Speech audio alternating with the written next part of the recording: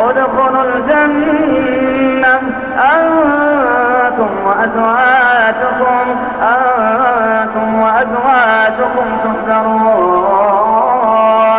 يطاف عليهم بصحاف من ذهب وأكواب وفيها ما تشتهيه الأنفس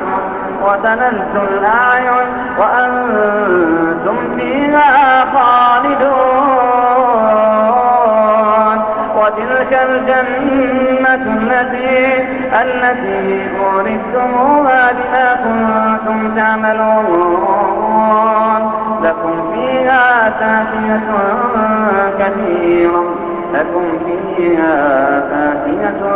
كثيرة منها تأكلون